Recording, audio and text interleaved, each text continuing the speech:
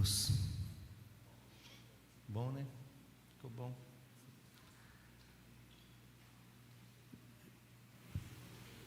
Os irmãos estão levando a sério hoje, né?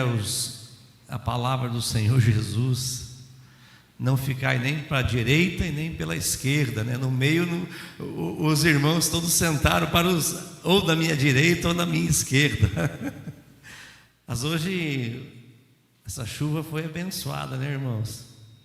Principalmente porque nós podemos usar nossos guarda-chuva novo. Glória a Deus. Amém? Quem que foi aí resgatado da chuva com o guarda-chuva? Levanta a mão. Dá um glória a Deus. Vamos aplaudir o diácono Eulis e os irmãos que serviram nós hoje. Glória a Deus, que bênção, hein? Que coisa linda. Eu vim orando, irmão, já faz dias, para chover no domingo na hora do culto. Aleluia, Deus é bom demais, né? Porque a gente compra esse negócio para usar, né? E se para usar tem que chover. A gente perde uns irmãos que não vêm na igreja, mas ganha pelo menos guarda-chuva para usar, né? Glória a Deus, Deus sabe todas as coisas. Que bom que você está aqui nessa noite tão linda, que louvor lindo. Quanta canção linda, né? E eu voltei com esse vídeo do Haiti, fazia tempo que eu não via esse vídeo. E como é bom a gente ver, né? Por isso que a gente celebra a ceia do Senhor todo mês.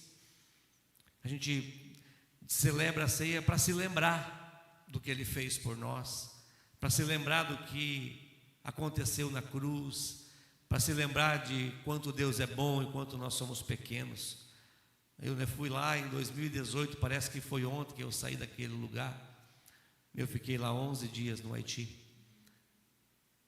Foi muito triste para mim, mexeu demais comigo a ida naquele lugar. E mexeu para o bem, né? Porque a gente teve atitudes para... E não é fácil, irmãos, agora está em guerra civil de novo na cidade.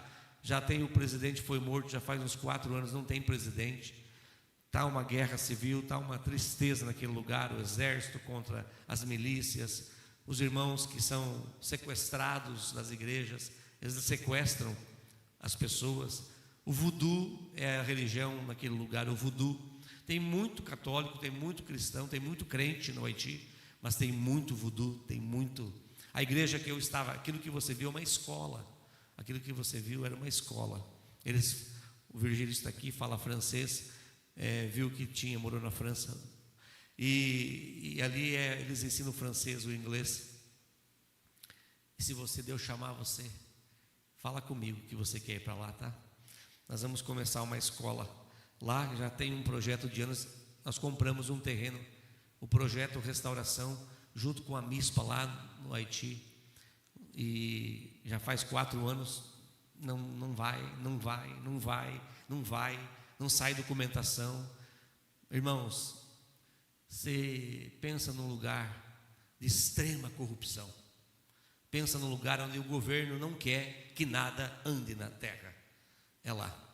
Então, todo o movimento que você quer fazer a favor daquele lugar, tem alguém que não quer.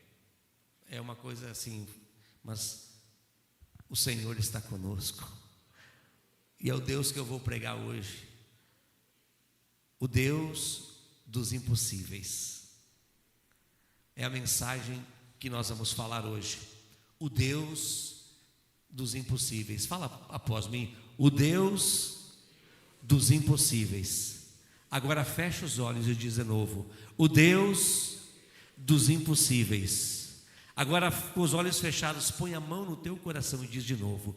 O Deus dos impossíveis está aqui nesta noite. Amém. Glória a Deus. Pai, fala conosco pela tua palavra, Senhor. Fala conosco, anima, meu Deus, a nossa fé, Senhor. Acende, sopra sobre os corações nesta noite, Pai. Na nossa mente, na nossa alma, Senhor, que o Senhor possa, meu Deus, tocar nesta noite. E toda dúvida de quem Tu és, o que Tu podes fazer nesta noite, seja lançada, Pai, para a terra, para o fundo do esquecimento da terra, em nome de Jesus. E que nessa noite se levantem homens daqui, ao se levantarem para as suas casas, para os seus lares, sabendo que eles estão servindo ao Deus dos impossíveis. Aleluia! Porque nada é impossível ao Senhor. Abra sua Bíblia comigo no livro de Marcos, capítulo 10, verso de número 27. Marcos 10, 27. Quero que você leia comigo, é um versículo muito bem conhecido. Hoje nós estamos também em fase de teste aqui com a gravação de uma transmissão pelo YouTube. E logo vamos estar transmitindo YouTube, Instagram e Facebook ao mesmo tempo. Eu quero que vocês orem pela nossa equipe da técnica lá atrás, pelo Kleder, que está montando toda essa questão da filmagem. Tem uma câmera aqui, oi. Tem uma câmera ali, oi. E tem uma lá atrás, oi. Glória a Deus, nós estamos no ar, nós estamos para chegar às nações através da palavra. Glória a Deus. Eu vou ler a palavra e vou dar um testemunho sobre isso que eu falei para vocês agora. Jesus, porém, fitando neles o olhar. Jesus gostava de olhar nos olhos, né? No redondo da burca do olho. E olhando nos olhos deles disse: para os homens é impossível, contudo, não há para Deus, porque para Deus tudo é possível. Você pode dizer para mim, após mim: para Deus tudo é possível. Vamos aplaudir o Senhor?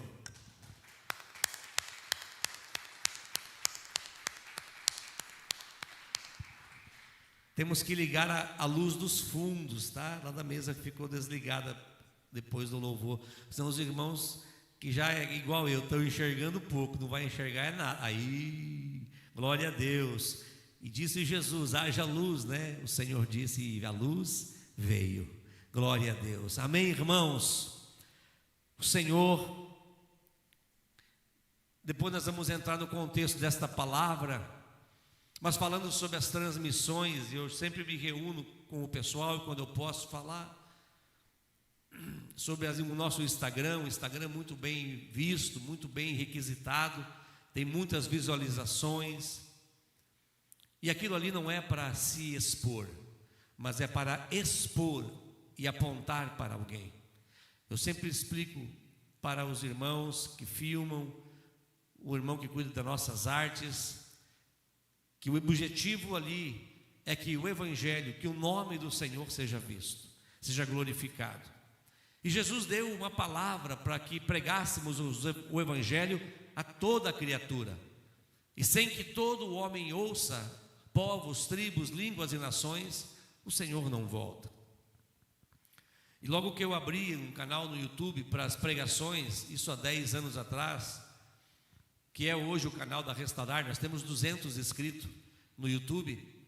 Ele traz um gráfico para a gente, ele mostra quanto assistiu, quantos minutos ficou assistindo e aonde estão no mundo os acessos. E a gente às vezes olhava ali, pouquinhos acessos, 20, 30 pessoas, 10, 5, uma pregação. No canal do YouTube, onde você vê os vídeos do pastor, dos 3 minutos para a eternidade, você vê, né? Você olha os vídeos toda semana, né? E aquilo ali é uma arma para você evangelizar e fortalecer a sua fé. Você curte lá os vídeos dos 3 minutos, compartilha com alguém. Às vezes é mais do que 3 minutos, um pouquinho, mas é o objetivo. 3 minutos que leva para o homem se decidir por uma vida melhor espiritual. E ali então tem uma playlist, se você abrir, naquele canal tem algumas playlists de pregações minha, de alguns irmãos, pastor Luciano, que era pastor aqui, que faleceu, que era pastor conosco aqui da Restaurar, né? Tem os vídeos do pastor Luciano quando eu era pastor lá na Igreja Renovada ainda.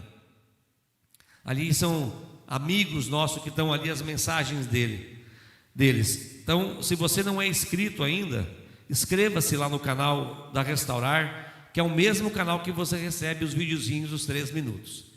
E ouça, irmão, aqueles vídeos que são edificantes para a sua fé. São assuntos edificantes. E eu estou num projeto finalizando, se Deus permitir. Faz anos esse projeto, que eu estou há mais de 8 anos nesse projeto, e ele é para estar terminado, marcado, para finalizar dia 30 de junho. Eu estou escrevendo 365 dias com Deus. Vai ser um devocional, um para cada dia do ano. E eu espero que nós consigamos chegar. Tem uma equipe me ajudando. E também é para edificação da fé dos irmãos. Quero trazer os livros, né, que eu escrevi sobre o catolicismo. Sou católico, apostólico ou romano? É um livro que você já viu lá, está R$17 para comprar. É muito barato. Quero ter aqui na nossa livraria. Logo nós vamos ter a nossa livraria aqui. Nós estamos preparando algumas coisas, né? Tudo tem gasto. Então agora estamos na parte da filmagem. Então você tem muitas formas de você crescer na fé, de você evangelizar, de você falar. A irmã Nara disse que comprou o livro, gostou, leu. E é um livro que você pode... quando eu vou a um casamento, irmãos, da igreja católica, agora eu estou sem livro, eu estou sem livro, tenho que comprar livro, tenho que comprar o meu livro. Você sabia que eu tenho que comprar o meu livro? Que ficou tudo na gráfica, eu não tenho livro mais em casa. Eu compro pelo site, pago R$17 também no meu livro. É assim, os que eu tinha na época eu vendi todos, eram 1000 livros na época. Nós vendemos, acho que era R$12 na época, em 2011, nós lançamos em 2012. E é muito bom o livro. Eu levo aquele livro para entregar para o padre da igreja. Quando eu vou num casamento, num lugar assim, eu levo. E o padre pega o livro assim, fala: oh, que bonito, olha que livro bonito. Porque o título é Sou Católico, : Aí tem uma pergunta: apostólico ou romano? Aí que a coisa pega. A hora que ele começa a ler o livro e entender se ele é católico, apostólico, ou se ele é romano, ele tem que se decidir. Se ele vai seguir a Roma ou se ele vai seguir os apóstolos. E ali nesse livro a gente conta a história de toda, quando houve essa divisão da igreja, quando a igreja passa a ser igreja apostólica, católica, como é que funciona isso? Falamos sobre várias coisas, quando que foi instituída a adoração a Maria, o acendimento de velas, oração pelos mortos, quando, que época que isso foi colocado dentro da igreja, né? Como que se foi a divisão da igreja, e hoje há tantas igrejas por aí. Você vai entender muito bem. É um livro difícil de entender, o primeiro capítulo dá um nó na cabeça quase, né? Mas depois você pega e nós comparamos a Bíblia e o catecismo católico. Então tudo é baseado com fontes de estudo. Então você pode comprar esse livro, R$17. Quanto que eu ganho? Não ganho nada, não ganho nada. O livro nós já ganhamos lá para trás, e agora eu quero lançar a segunda versão do livro, e preciso me programar para isso, para nós lançarmos uma nova versão atualizada do livro. Então, eu estava falando sobre o YouTube, toda essa conversa para chegar onde eu quero falar, e aí eu fui ver a estatística do nosso YouTube, Cléder, e eu me impressionei que tinha acesso de gente de lugares que eu jamais imaginava, em outros países ocidentais, orientais, países que estão em lugares perseguidos. Tinha 2, 3, 4, 5 acessos, tinha lugar que tinha 10 acessos. E Deus falou comigo: a palavra é assim que eu espalho. Porque um homem que ouve um culto deste, uma mensagem dessa, um louvor desse, em qualquer lugar da terra, se ele se converte, ele não é mais sozinho, porque ele vai passar para sua esposa, para os seus filhos, e aí de um já é 3, de 3 já é 6, e é uma multidão. Então toda essa parte da filmagem, hoje eu vejo que nós temos uma oportunidade de levar o evangelho às pessoas, não para se exibir, mas para expor um caminho e uma verdade que é Cristo. Amém? Então quando você receber os vídeos toda semana, que você recebe lá no grupo da Restaurar News, compartilhe com alguém, que certamente Deus falará com vocês. Amém? Glória a Deus. Louvado seja o Senhor, o Deus do impossível. Por que nós buscamos a Deus? Por que nós servimos a Deus, por que nós nos entregamos a Deus, por que nós nos dedicamos a Deus, um ser que nós nunca vimos, um ser que é imaterial, veio personificado através de Cristo. Cristo é o próprio Deus, se esvazia, mas nós também não o vimos. Nós temos dificuldade de ter a imagem desse Cristo. Nós sequer se atrevemos a dizer que ele era loiro, cabeludo, cabelo curto, careca. Existem alguns estudos que trazem uma possibilidade de como era o Cristo, pelo ser judeu, por estar na Galileia, alguns traços. Agora tem o The Chosen, no filme que está passando, traz uma visão para a gente enxergar. Mas por que nós buscamos alguma coisa espiritual mais forte? Porque nós servimos, porque nós nos dedicamos, porque nós entregamos parte do nosso dinheiro, parte do nosso melhor tempo, quem sabe às vezes, de estar numa igreja, buscando a Deus, adorando a um ser que nós não vemos, que nós não conseguimos tocar. Mas nós conseguimos ser tocados por Ele. Nós não o conseguimos tocar, mas nós conseguimos sentir Ele. E porque o homem busca esta coisa sobrenatural, porque há alguma coisa que nos atrai a isso. Há o sopro da vida, o fôlego que Deus colocou no homem, quando Ele criou o homem e soprou nas suas narinas. Ele soprou a sua essência dentro do homem. Ele soprou algo que liga o homem a Ele eternamente.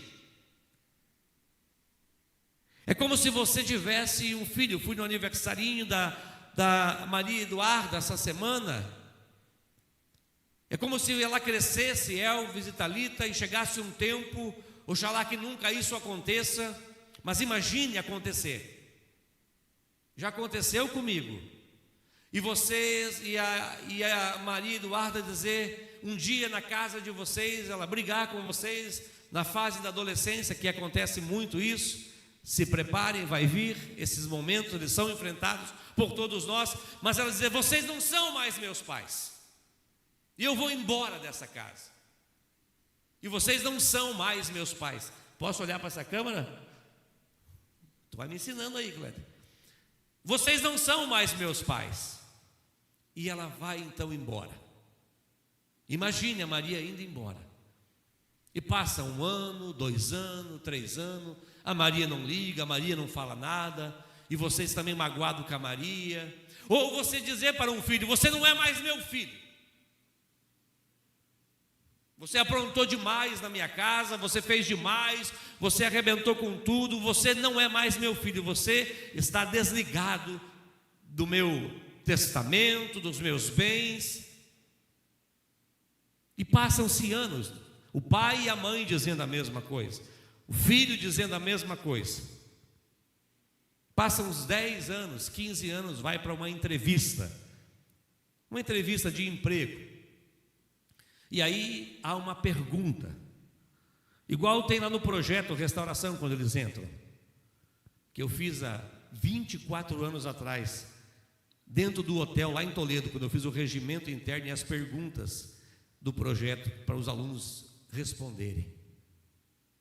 Diga um pouco da relação com o seu pai e com a sua mãe. E ele vai dizer o quê? Eu não tenho pai, eu não tenho mãe, ou eu não tenho filho. É impossível desligar a paternidade de nós sobre nossos filhos, assim como é impossível desligar o que atrai você para Deus, que foi soprado dentro de você quando você nasceu. Ainda que você resista, por isso que eu acredito que não existam homens ateus. Qual é a minha versão para o homem que diz que não acredita em Deus? É a mesma coisa do exemplo que eu dei agora do pai que disse que não tinha mais filho, ou do filho que não tinha mais pai. É um homem que resiste à imagem de Deus, mas ele sempre sabe que Deus está lá e que o criou.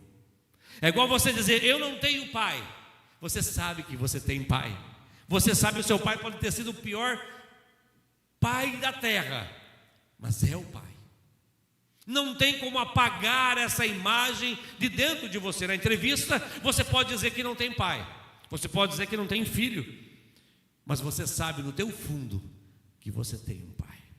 E é por isso que os homens buscam este pai, buscam essa espiritualidade, buscam alguma coisa para tentar identificar, encaixar a peça que falta, voltar para a essência que o criou. E é por isso que nós buscamos a Deus. Por que nós buscamos? Por que nós servimos? Por que nós nos dedicamos a algo que não vemos, a algo que não tocamos? E é por isso que somente Ele é capaz de nos fazer alcançar as coisas impossíveis. Por que você busca a Deus?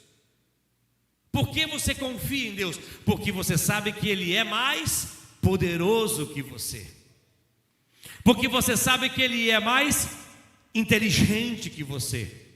Ei, alguém aqui quer um Deus pequeno? Alguém aqui serviria um Deus menos que você? Você se dobraria a alguém que é menor que você? Não. Por isso nós temos buscado a Deus, porque nós temos um Deus dos impossíveis. Se Deus não fosse Deus dos impossíveis, irmãos, não precisaria Deus para nós.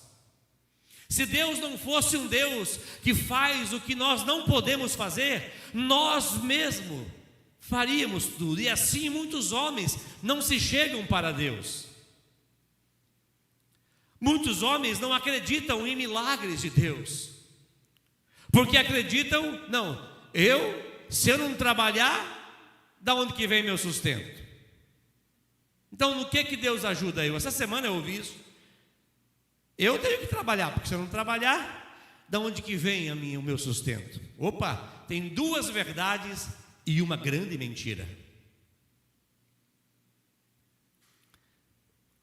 A grande mentira é que ele está se colocando no lugar do seu próprio Deus. É igual diz lá no Salmo 126: se o Senhor não guardar a cidade, em vão vigia a sentinela. Se o Senhor não edificar a casa, em vão vos será levantar de madrugada, comer um pão de dores, trabalhar que nem um louco. Se o Senhor não estiver na casa, não tem prosperidade. Se o Senhor não tiver na fé de quem colocou o guarda, que Deus é que olha pela cidade, não o guarda que vai salvar, logo, logo está tudo destruído. Você coloca o guarda, você trabalha, mas você sabe que Deus é que é mais poderoso para fazer as coisas impossíveis. O Deus do impossível. Abra comigo e eu quero falar sobre 3 coisas impossíveis que só Deus pode fazer, e você deve nessa noite sair daqui com isso gravado na sua alma, no seu coração. Marcos capítulo 2, verso de número 5. O Deus do impossível, o Deus das coisas impossíveis. Meu Deus, que coisa mais linda! Esse texto que nós lemos no início de Marcos 10, 27, falava que para o homem tudo é possível, mas para Deus nada é impossível. E diz assim aqui em Marcos 2, 5: vendo-lhes a fé, disse ao paralítico: filho, os teus pecados são perdoados. O Deus do impossível tem o poder de perdoar pecados. Parece uma coisa tão simples, mas imagina o poder desta coisa de perdoar o pecado. Este homem estava sofrendo, desde o capítulo número 2, a Bíblia diz, no verso número 1 de Marcos 2:1, coloque o verso 1, olha só: poucos dias depois, tendo Jesus entrado novamente em Cafarnaum, o povo ouviu falar que ele estava em casa. Jesus também tinha uma casa ali em Cafarnaum. Então muita gente se reuniu ali, de forma que não havia lugar junto à porta. E eles lhe pregavam a palavra. Jesus pregava a palavra. Vieram alguns homens trazendo um paralítico carregado por 4 amigos. Não podendo levá-lo até Jesus por causa da multidão. Isso que é missão, irmão. Isso que é fazer missão. Pegou o enfermo, 4 pessoas removeram a parte da cobertura da casa onde Jesus estava, e aberto o teto, baixaram a maca em que estava deitado o paralítico. Não passe ainda, Yasmin. E o 5 vai dizer o quê? Olha o que Jesus enxerga no paralítico. E o 5 ele diz: vendo a fé que eles tinham, não era nem o paralítico, que os 4 tinham: filho, os teus pecados estão perdoados. O homem desceu precisando de uma cura, e Jesus olhou para a sua alma. E aqui começa o problema. Vamos para o 6. Estavam sentados ali alguns mestres da lei, raciocinando em seu íntimo, pensando: por que esse homem fala assim? Está blasfemando. Quem pode perdoar pecados a não ser somente Deus? Jesus percebeu logo no espírito que era isso que eles estavam pensando. Eles disse: por que vocês estão remoendo essas coisas em seu coração? Que é mais fácil eu dizer ao paralítico: os seus pecados estão perdoados? Ou levante-se, pegue a sua maca e ande? Mas para que vocês saibam que o Filho do Homem tem na terra autoridade para perdoar pecados, disse ao paralítico: eu te digo, levanta, pega a sua maca e vá para casa. Aleluia, aleluia, aleluia. Jesus primeiro resolve a eternidade dele. Jesus resolve a eternidade da vida do homem, e depois resolve o campo material, o campo da terra, e diz: agora o Filho do Homem tem poder de perdoar pecados. O homem sai salvo e sarado. O Deus dos impossíveis, diga após mim: o Deus dos impossíveis, o Deus dos... Irmão, o que é isso? Como um homem chamado Jesus chega para um paralítico que nunca o seguiu, conhece a sua vida e diz: os teus pecados são perdoados. Ok, beleza. Mas pensa na prática disso. Como se o Elvis chegasse para mim e dissesse: pastor, os teus pecados estão perdoados. Meu Deus, sério, Elvis? O que ia fazer em mim a tua palavra, pastor Elvis? Nada. Eu não ia sentir nada. Mas o Deus dos impossíveis, quando ele abriu a boca e ele disse, a essência da vida que estava em Cristo entrou no espírito daquele homem, e ele se sentiu perdoado por Deus. O Deus dos impossíveis perdoa pecados. O grande milagre é o perdão dos pecados. É impossível você ir a uma psicóloga, é impossível você ir a um psiquiatra, é impossível você ir a um aconselhamento pastoral, é impossível você ir a um médico e dizer: me abra o meu peito, faça uma cirurgia, arranque da minha alma meus pecados. Ei, faça uma ressonância magnética, porque eu não consigo, Senhor, parar de pensar em coisa ruim, em parar de pensar em pecado. Faz uma ressonância, dá alguma coisa, eu preciso arrancar. Mas quando você chega para Jesus Cristo e diz: Senhor, aqui estou, tira-me de mim este pecado, tira da minha vida este pecado, arranca de mim, Senhor. Ele toca na nossa vida e muda a nossa história. Quem faz isso? Qual a religião na terra que tem um homem que perdoa pecados. Qual o segmento religioso na terra? O espiritismo manda você melhorar.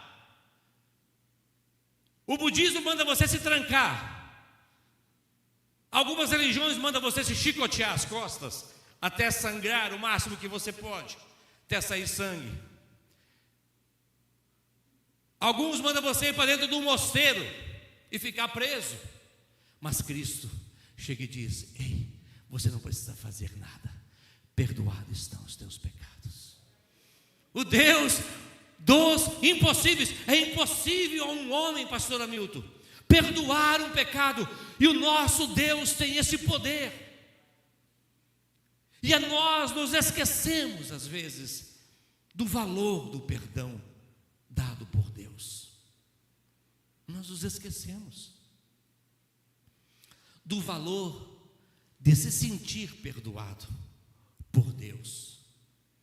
Deus está dizendo para você nesta noite: eu tenho o poder de perdoar os teus pecados. E se Cristo não fosse soberano, se não fosse o próprio Deus ali, não haveria mudança de vida na vida desse paralítico. Em Lucas 7:46, Lucas 7:46, abra comigo uma outra linda história de perdão. O Deus do impossível perdoa pecados, irmãos. Lucas 7:46 ao 50 diz assim. Lucas 7:46, não me ungiste a cabeça com óleo. No 45 vamos ler, não me deste ósculo, que é um beijo. Ela, entretanto, desde que entrei, não cessa de me beijar os pés. Não me ungiste a cabeça com óleo, mas esta com bálsamo ungiu os meus pés. Por isso te digo, perdoado lhe são os seus muitos pecados, porque ela muito amou. Mas aquele a quem pouco se perdoa, pouco se ama.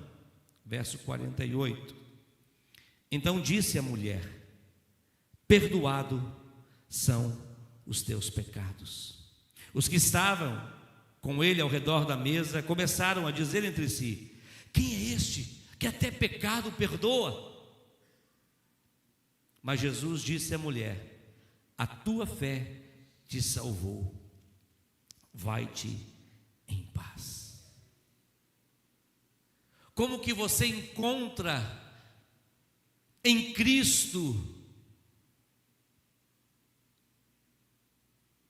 esse amparo de ter um pecado perdoado, irmão? Isso é impossível para o homem, mas é possível para Deus. Você precisa acreditar que Deus perdoa pecados ainda. O seu, inclusive, o meu. E como eu disse, como que isso consegue acalmar a nossa alma? Você vai num consultório com a psicóloga e você fala do seu problema, você pode até sair aliviado, mas você não vai sair perdoado. E o Cristo que vocês estão seguindo, o Cristo que vocês estão servindo, o Cristo que vocês estão dedicando a vida de vocês, é o mesmo Cristo ainda que perdoa os nossos pecados. Aleluia, glória a Deus, porque o que é impossível aos homens é possível para Deus. 2, Mateus 8:23, olha que lindo, o que é impossível, o Deus dos impossíveis.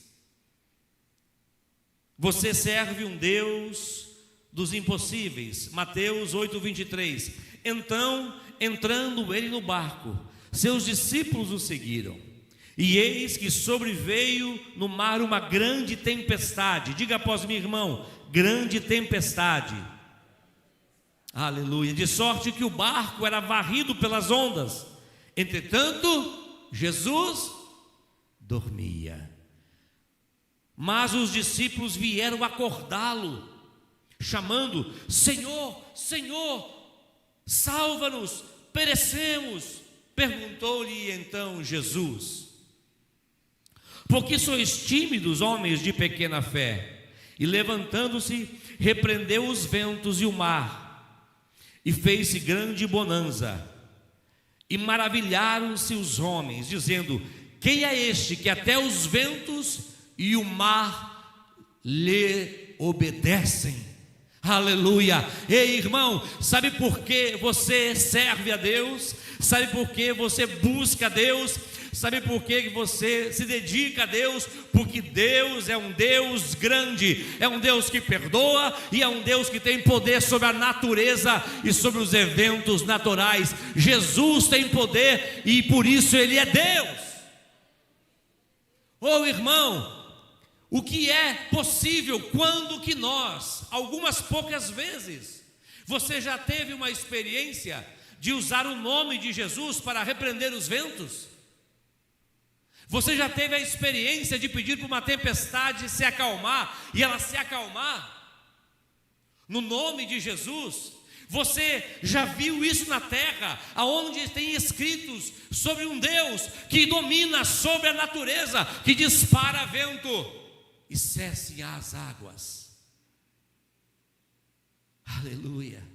Esse é o Deus dos impossíveis. Por isso Ele é Deus. Porque se não tinha esse poder, nós não poderíamos. Por que a Bíblia trouxe milagres de ressurreição, trouxe milagres sobre a natureza, trouxe milagres sobre curas?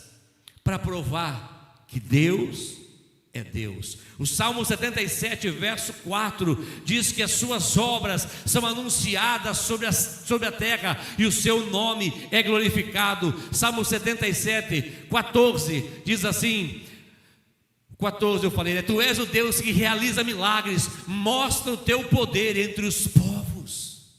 Ei, irmão, se Deus não fizesse milagres, não era Deus. Se Deus não tivesse o poder de chamar Abraão e Arão para ir falar com o faraó e desse poder, não era Deus. O Deus do impossível é o nosso Deus e nós não podemos limitá-lo. Toda vez que você murmura, irmão, murmuração é um dos pecados que Deus abomina. Tem pecados que Deus odeia. Lá em Provérbios fala de 7 pecados, o 7º Ele abomina. A murmuração Ele abomina. Por quê, pastor? Pergunta para mim, por quê, pastor? Porque quando eu murmuro, eu estou descendo Deus no meu patamar. Quando eu estou murmurando, eu estou dizendo que eu não tenho um Deus que faz aquilo por mim. E quando eu digo Deus vai me ajudar, Deus vai me acolher, Deus vai responder, Deus vai abrir o mar, eu estou confiando num Deus maior que eu. Aleluia. Ei, não ouvi amém? Amém, irmãos? Quando você confia, você está servindo um Deus grande, irmão. Um Deus que te perdoa, um Deus que te cuida, um Deus que tem poder sobre as coisas naturais.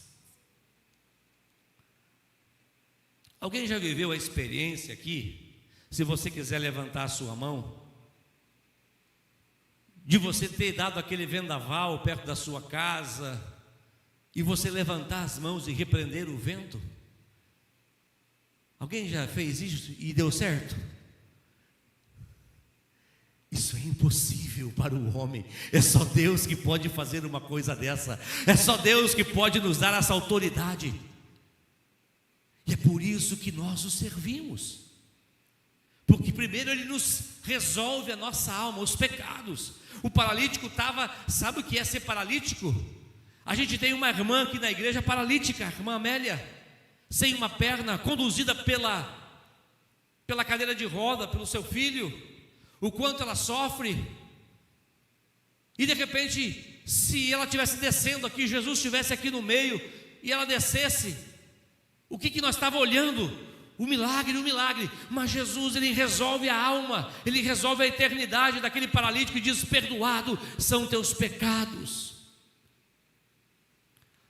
Aquele homem poderia ir para casa aquele dia, paralítico, ele poderia ter voltado paralítico, porque a sua alma estava resolvida. E quando o homem resolve a sua alma, não existe problema na face da terra que pode levá-lo ele para outro lugar pior. Porque o homem, quando se encontra com Deus, entrega a Deus, encontra o seu Deus verdadeiro, nada mais pode abalar a sua vida. Ele pode sofrer, ele pode chorar, mas ele está firmado em uma rocha. Aquele paralítico poderia ter voltado para casa, ele só foi curado porque os fariseus interviram. Ué, que homem é este que até perdoa pecados? O que é mais difícil? Perdoar os pecados ou dizer: ó, levanta e anda, cara? Jesus estava dizendo assim: é claro que perdoar pecado é mais difícil. Então, o levantar é muito fácil para mim. Levanta e anda, vai para a tua casa, toma teu leito e vai embora. Porque acha que é fácil perdoar pecado? Não é fácil, porque quem recebe também precisa querer ser perdoado. Você já pediu perdão para pessoas que não quiseram te perdoar? Eu já pedi muitas vezes: não, mas eu não quero te perdoar. Quantas vezes Deus já tentou perdoar você e você disse: eu não sou digno de perdão? Não é fácil perdoar pecados. Jesus falou: olha, vocês estão achando que é mais fácil perdoar ou levantar o paralítico?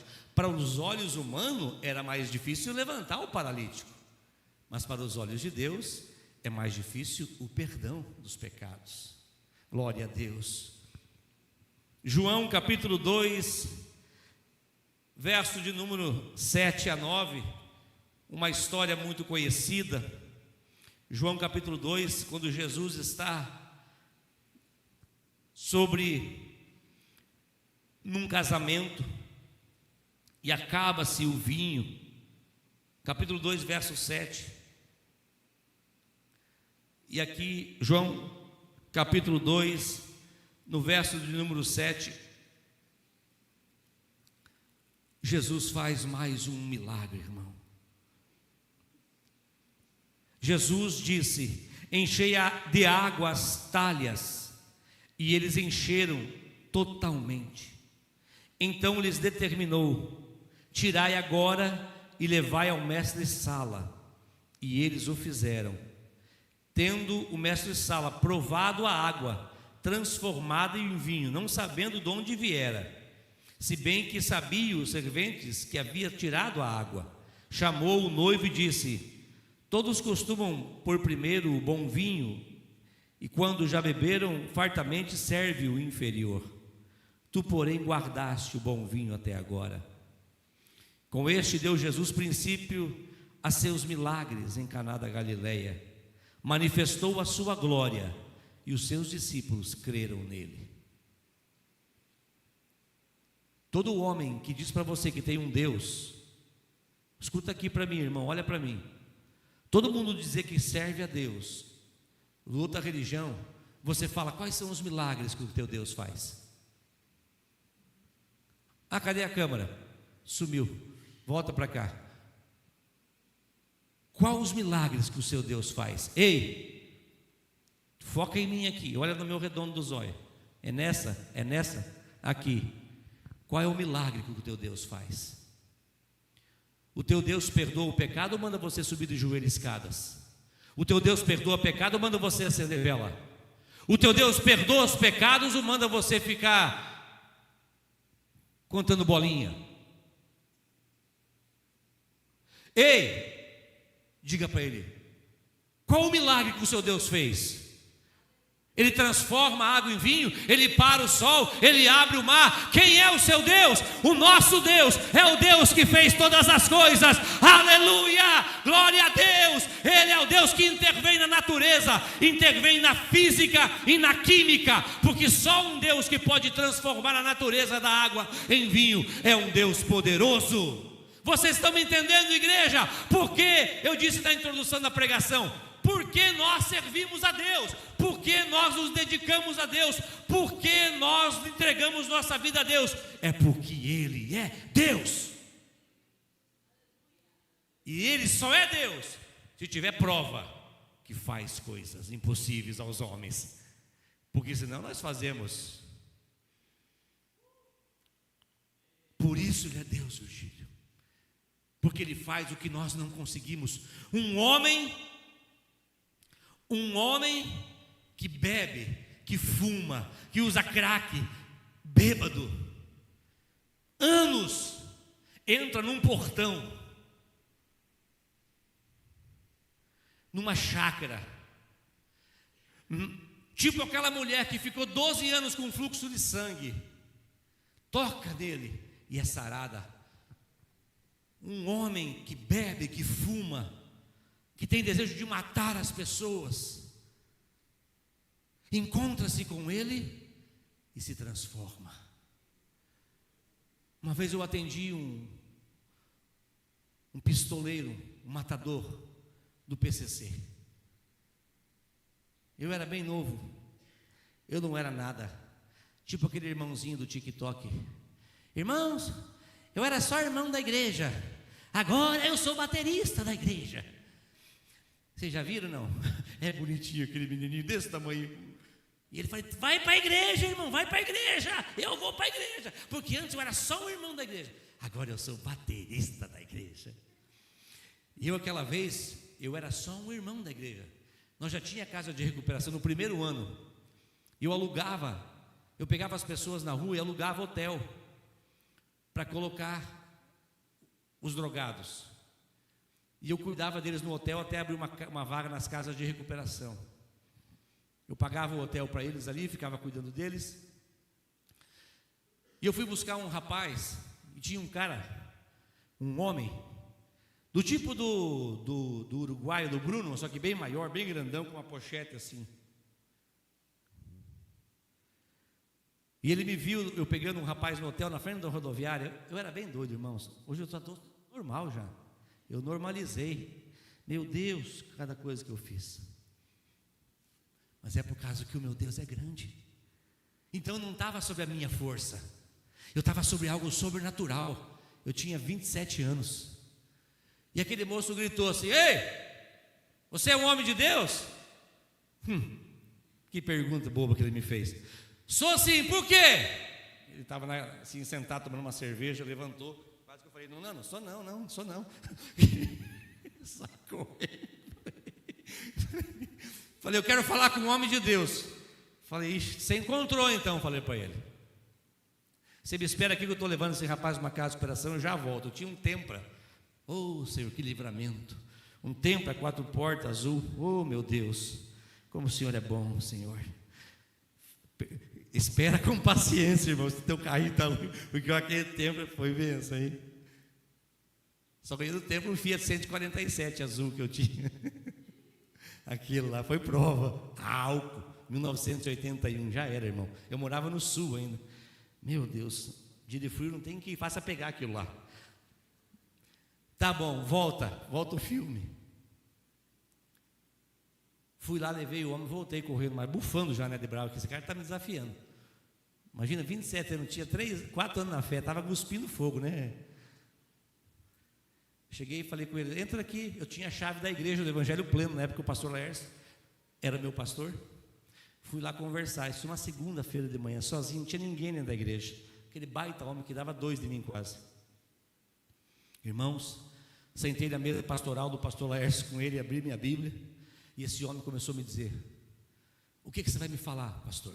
Eu falei: eu não sou pastor, eu só sou o irmão da igreja. Eu só sou o irmão da igreja. Tu tá assim, fala para mim alguma coisa, porque eu estou cansado de matar. E ele começou a crescer a voz, a hora que eu abri a Bíblia, a hora que eu peguei, coloquei a Bíblia, que eu ia falar alguma coisa, irmãos. Ó, irmãos, é que eu tenho essa luz aqui, e as que estão apagadas também, tudo junto. O que eu vou falar, nenhum mais e nenhum menos. E tudo que eu vou falar é porque eu sei quem é esse Deus.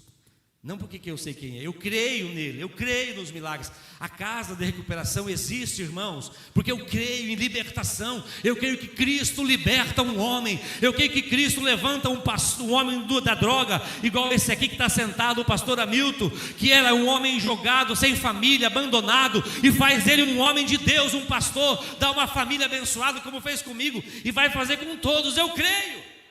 Eu digo, pastor Hamilton, o dia que eu bombear, que eu falar que eu não creio mais numa recuperação, dá um jeito de me expulsar desse lugar aqui. Eu não posso deixar de crer no Deus que eu sirvo. Se você colocar limites no seu Deus, meu Deus, é melhor você parar de crer nele.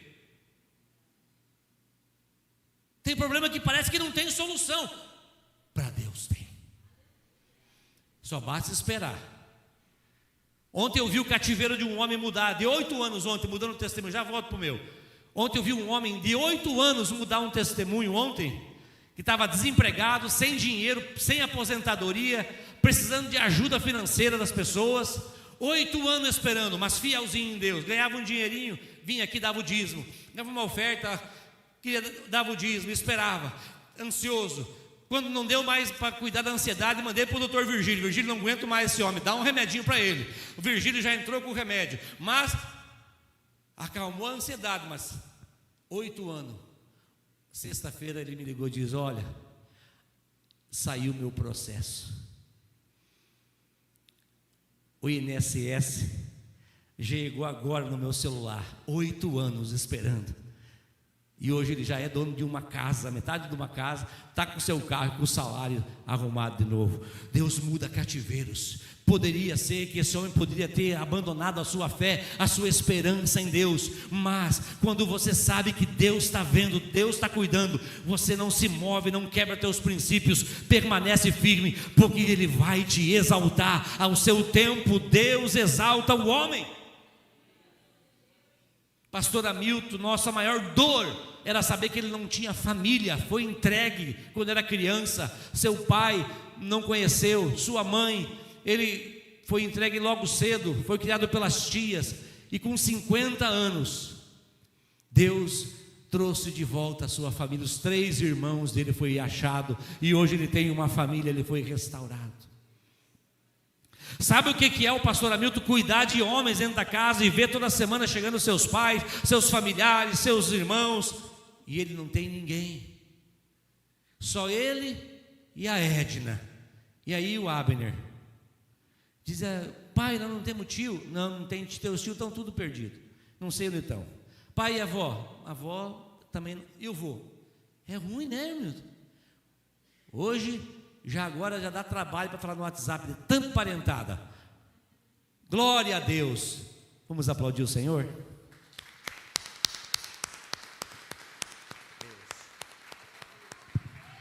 Se ele tivesse, e eu nunca ouvi um murmúrio do pastor Hamilton por isso,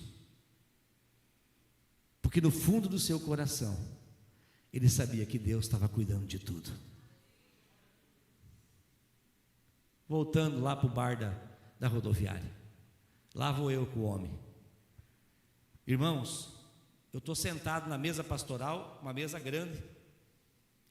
Esse homem, escuta bem, até hoje eu recebo repreensão do meu pastor, do pastor Laércio, da minha mãe e da família.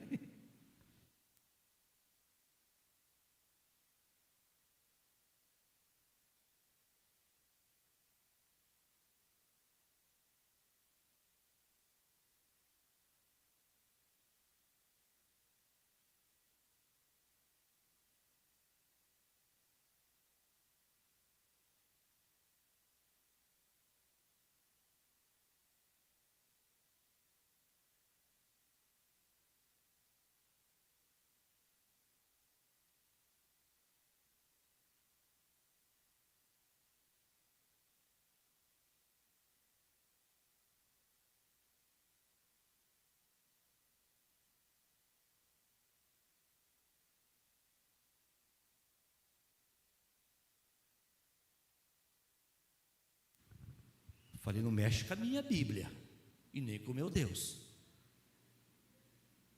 E ali foi, irmão. E até que eu consegui expulsar no nome de Jesus os demônios. Aquele homem chorava que nem uma criança na minha frente. Pastor, me ajuda, não sei mais o que fazer da minha vida. Aí era ele de novo, aí não era mais um demônio. Eu conheço uma casa de recuperação no Rio de Janeiro. Me manda para lá, pastor, que lá é só bandido, não é drogado. Eu não quero ir para a tua casa, lá é drogado. Eu não sou drogado, eu sou bandido. Eu sou matador, pastor. Eu choro de lembrar disso, irmãos. Meu Deus.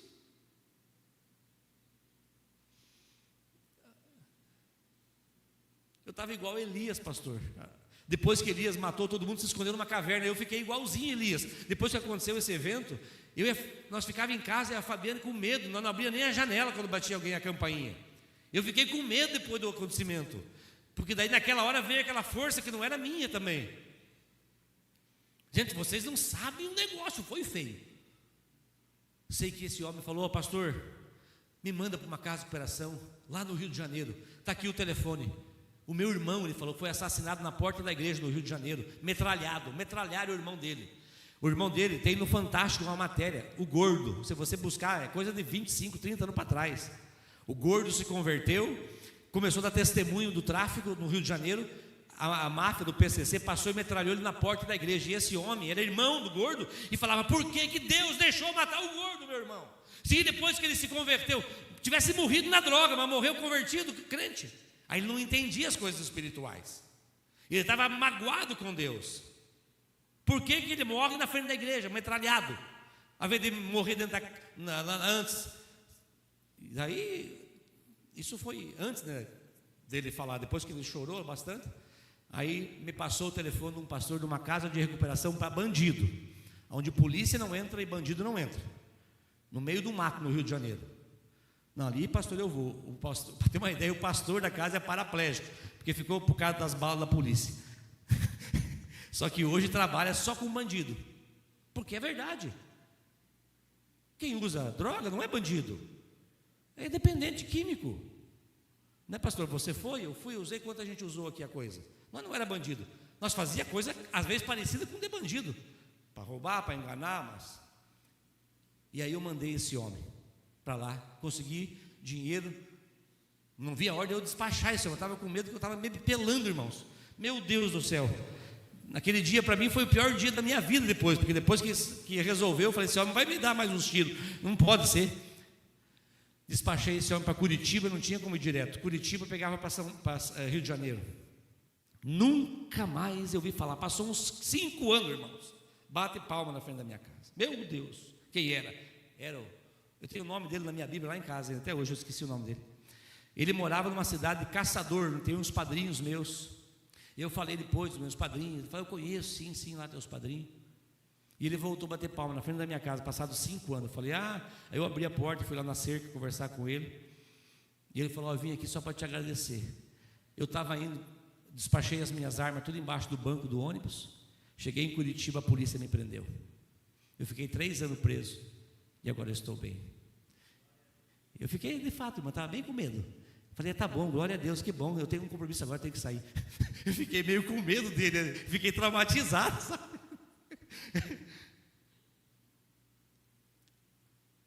Que Deus faz isso. Como que a autoridade vem se não for o Deus do impossível? Você pode invocá-lo, você pode clamá-lo e ele vai te usar. Irmão, isso marcou a minha vida, porque eu tinha 3 anos e meio de conversão. E quando que eu vi aquele bruta gigante, agora eu sei porque que Davi matou o Golias mesmo, pastor Hamilton. É uma pedrada só, pof, não tem. Duvido se foi bem assim mesmo. Foi bem assim, porque Deus diz que foi assim. Porque é milagre, é sobrenatural. Deus é Deus porque é um Deus de sobrenatural. Quem te perdoa pecado, se não for o sobrenatural, irmão? Quem para o vento, quem movimenta as águas e faz ela virar vinho, quem mexe com a física, Elvis, com a química e transforma a água. E por final, para encerrar, falei para a pastora que ia acabar 8h30. Não deu não, pastora. Aguenta aí mais um pouquinho aí embaixo com as crianças. Para finalizar, Mateus 4,18. Eu quero que você saia hoje daqui vendo novamente um Deus grande, tá? Vendo novamente um Deus que faz impossíveis. Nós teríamos muitos testemunhos para dar, mas olha que lindo, quem que faz isso? Mateus 4,18. Caminhando junto ao mar da Galileia, viu dois irmãos, Simão, chamado Pedro, e André, que lançavam as redes ao mar, porque eram pescadores. E disse-lhes: vinde após mim, e eu vos farei pescadores de homens. Então eles deixaram imediatamente as redes e o seguiram.